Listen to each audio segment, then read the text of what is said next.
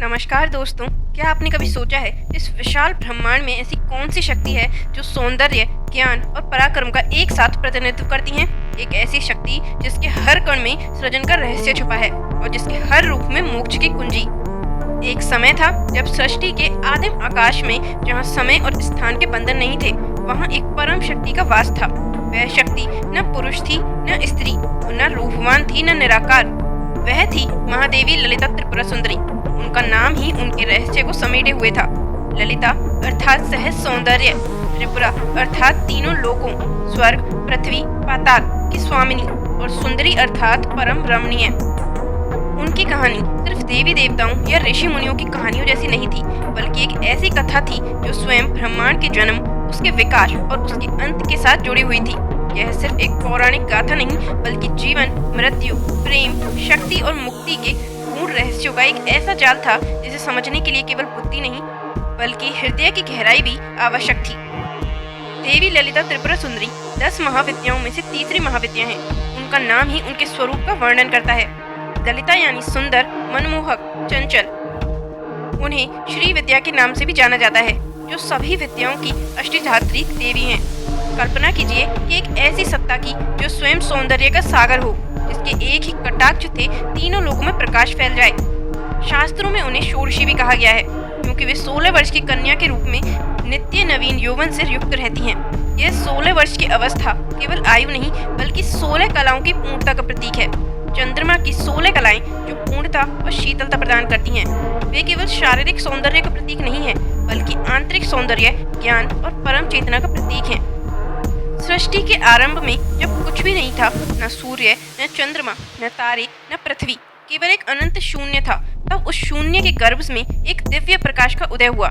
यह प्रकाश इतना तीव्र था कि वह अपनी ही दीप्ति में समाहित हो गया और उससे एक अदृश्य स्पंदन निकला। यह स्पंदन ही महादेवी ललिता का प्रथम स्वरूप था।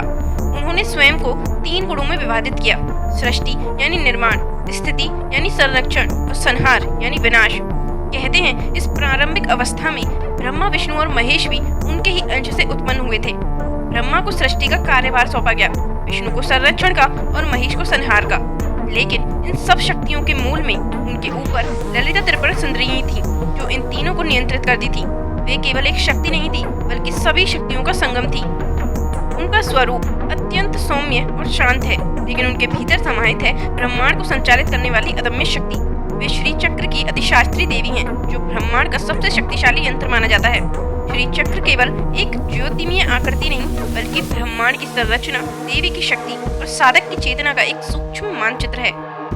समय के साथ सृष्टि का चक्र चलता रहा। देवताओं, असुरों, मनुष्यों और अन्य प्राणियों का जन्म हुआ, लेकिन अंधकार और अहंकार ने भी जन्म लिया।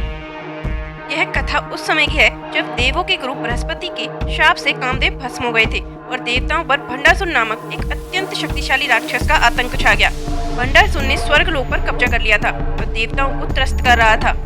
वह इतना शक्तिशाली और अहंकारी था कि उसने तीनों लोकों में हाहाकार मचा दिया। उसने देवताओं को पराजित किया, उनके निवास छीन लिए और उन्हें अपमानित किया। स्वर्ग का सिंहासन भी उसके पैरों तले रौंदा गया। देवता त्राही त्राही कर उठे। वे ब्रह्मा, विष्णु और महेश के पास गए, लेकिन भंडासुर को वरदान प्राप्त था कि उसे कोई पुरुष शक्ति नहीं मार सकती। तब तीनों देवों ने मिलकर आदि शक्ति का आह्वान किया। उनकी प्रार्थनाओं से ब्रह्मांड के केंद्र से एक अप्रतिम प्रकाश का उदय हुआ। यह प्रकाश इतना अद्भुत था कि उसकी तुलना किसी से नहीं की जा सकती थी। उस प्रकाश से एक ऐसी देवी प्रकट हुई जिनकी सुंदरता से तीनों लोग मुक्त हो गए। वह थी महादेवी ललिता त्रिपुरा सुंदरी। उनके आगमन से ही भंडासुर के बुरे दिन शुरू हो गए थे। उनका रूप इतना मनमोहक था कि असुर भी क्षण भर के लिए अपनी क्रूरता भूल गए। उनके 4 हाथ थे, जिनमें वे पाश, अंकुश, धनुष और बाण धारण किए रहती थी। उनका शरीर लालिमा से युक्त था, जैसे सहस्त्र सूर्य एक साथ उदय हो रहे हों। उनके नेत्रों से करुणा और शक्ति का संगम बरस रहा था। वे सिंह पर आरूढ़ थी, जो उनकी अदम्य शक्ति का प्रतीक था। भंडासुर ने जब उन्हें देखा तो पहले तो वह मोहित हो गया, लेकिन जल्द ही उसका अहंकार जाग उठा। उसने देवी को चुनौती दी। तब तक एक भयंकर युद्ध छिड़ गया। यह कोई सामान्य युद्ध नहीं था, बल्कि शक्ति और अहंकार, धर्म और अधर्म का महासंग्राम था। देवी ने अपने विभिन्न आयुधों से भंडासुर की सेना को तहस नहस कर दिया। उन्होंने भंडासुर के सभी सेनापतियों और उसके पुत्रों को मार गिराया और अंत में भंडासुर स्वयं देवी के सामने आया। भंडासुर ने अपनी सभी मायावी शक्तियों का प्रयोग किया, लेकिन देवी के सामने उसकी एक न चली। देवी ने अपने महापाश से उसे बांधा और अंकुश से उसे वश में कर लिया। फिर उन्होंने अपने कदम बाढ़ से बंडासुर के हृदय को भेद दिया। बंडासुर का अंत हुआ और तीनों लोगों में शांति और धर्म की पुनः स्थापना हुई। यह युद्ध केवल एक असुर का अंत नहीं था, बल्कि अहंकार और अधर्म पर धर्म और सत्य की विजय का प्रतीक था। देवताओं ने आनंदित होकर देवी की स्तुति की और उनके जय घोष से वातावरण गुंजायमान हो गया, गुंजायमान हो उठा। यह कथा हमें सिखाती है कि जब भी अधर्म बढ़ता है तो दिव्य शक्ति किसी न किसी रूप में प्रकट होकर उसका विनाश करती है। देवी ललिता का सबसे गहरा संबंध श्री चक्र से है। यह केवल एक यंत्र नहीं, बल्कि एक संपूर्ण ब्रह्मांडीय नक्शा है। श्री चक्र को ब्रह्मांड की संरचना का प्रतीक माना जाता है और यह देवी का ही सूक्ष्म स्वरूप है। इसे समझने का अर्थ है ब्रह्मांड के रहस्यों को भेदना। श्री चक्र 9 आवरणों से बना है, जिनमें से प्रत्येक आवरण एक विशेष शक्ति, एक विशेष देवता और एक विशेष आध्यात्मिक अवस्था का प्रतिनिधित्व करता है। सबसे बाहरी आवरण से लेकर केंद्र में स्थित बिंदु तक की यात्रा साधक की आध्यात्मिक उन्नति की यात्रा है। पहला भूपूर, सबसे बाहरी त्रिलोक मोहन चक्र, तीनों लोगों को मोहित करने वाला। दूसरा षोडश दल, सर्वशा परिपूरक चक्र, सभी इच्छाओं को पूर्ण करने वाला। तीसरा अष्टदल, सर्व सक्षूण भर चक्र, सभी बाधाओं को दूर करने वाला। चौथा चतुर्दशार, सर्व सौभाग्यदायक चक्र, सभी सौभाग्य प्रदान करने वाला। पांचवा बहिदशार, सर्वार्थ साधक चक्र, सभी लक्ष्यों को प्राप्त करने वाला। छठा अंतदशार, सर्व रक्षा का चक्र, सभी प्रकार की रक्षा करने वाला। सातवां अष्टकोण, सर्व रोग हर चक्र, सभी रोगों को हरने वाला। नवा त्रिकोण, सर्व सिद्धि पद चक्र, सभी सिद्धियां प्रदान करने वाला। नौवां बिंदु केंद्र, सर्वानंदमय चक्र, परम आनंद का स्रोत, स्वयं देवी ललिता का निवास। श्री चक्र साधना, जिसे श्री विद्या साधना भी कहते हैं, अत्यंत गोपनीय और शक्तिशाली मानी जाती है। यह साधना केवल बाहरी पूजा नहीं है, बल्कि साधक को अपने भीतर के ब्रह्मांड को जागृत करने का मार्ग सिखाती है। यह हमें सिखाती है कि परम शक्ति हमारे भीतर ही निवास करती है। श्री चक्र में प्रत्येक त्रिभुज, वक्र और बिंदु ब्रह्मांडीय ऊर्जा के प्रवाह को दर्शाता है। यह साधना हमें अपनी कुंडलिनी शक्ति को जागृत करने, चक्रों को संतुलित करने और अतंत्य मोक्ष प्राप्त करने में सहायक होती है।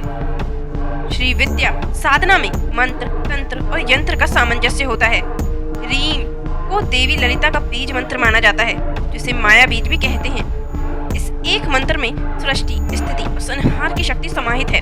यह मंत्र साधक को सभी मायावी बंधनों से मुक्त कर परम सत्य का अनुभव कराता है। अब सवाल यह उठता है कि महादेवी ललिता त्रिपुरा सुंदरी की उपासना का हमारे जीवन में क्या महत्व है? उनकी साधना से हमें क्या प्राप्त हो सकता है? दोस्तों, देवी ललिता की उपासना केवल धार्मिक अनुष्ठान नहीं है। ये स्वयं को जानने, अपनी आंतरिक शक्ति को पहचानने और अपने जीवन को उच्चतम स्तर तक ले जाने का एक मार्ग है। उनकी उपासना से साधक को न केवल भौतिक समृद्धि, ऐश्वर्य और सौंदर्य की प्राप्ति होती है, बल्कि आध्यात्मिक उन्नति भी होती है। सौंदर्य और आकर्षण, वे स्वयं परम सौंदर्यमयी हैं, इसलिए उनकी साधना से व्यक्ति के भीतर आंतरिक और बाहरी सौंदर्य बढ़ता है। ज्ञान और बुद्धि, वे सभी विद्याओं की अष्टधात्री हैं। उनकी कृपा से ज्ञान, बुद्धि और विवेक की प्राप्ति होती है। समृद्धि और ऐश्वर्य, वे श्री की देवी हैं, जिनकी कृपा से धन, धान्य और ऐश्वर्य की कोई कमी नहीं रहती। मन की शांति, उनकी शांति और सौम्य छवि मन को शांति प्रदान करती है और तनाव को दूर करती है। रोग मुक्ति, उनकी कृपा से असत्य रोगों से मुक्ति मिल सकती है। आत्मविश्वास और शक्ति, वे शक्ति का प्रतीक हैं, इसलिए उनकी साधना से आत्मविश्वास और आंतरिक शक्ति बढ़ती है। मोक्ष और मुक्ति, सबसे महत्वपूर्ण श्री विद्या साधना साधक को जन्म मृत्यु के चक्र से मुक्ति दिलाकर मोक्ष की ओर ले जाती है। आज के व्यस्त और तनावपूर्ण जीवन में, जहां हर तरफ नकारात्मकता और अशांति है, देवी ललिता की उपासना हमें एक ऐसी शांत और स्थिर ऊर्जा से जोड़ती है जो हमें भीतर से मजबूत बनाती है। यह हमें सिखाती है कि जीवन के हर चुनौती का सामना धैर्य और विश्वास के साथ किया जा सकता है।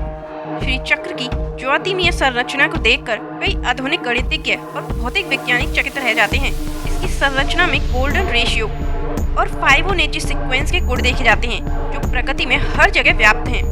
फूलों की पंखड़ियों से लेकर सर्पिल आकाश गंगाओं तक। क्या ये संयोग है या प्राचीन ऋषियों को ब्रह्मांड के गहन गणितीय रहस्यों का ज्ञान था? श्री विद्या साधना में ध्यान और मंत्रों का जाप मस्तिष्क तरंगों को शांत कर उन्हें अल्फा और बीटा अवस्था में लाने में मदद करता है, जिससे गहरी एकाग्रता और आंतरिक शांति प्राप्त होती है।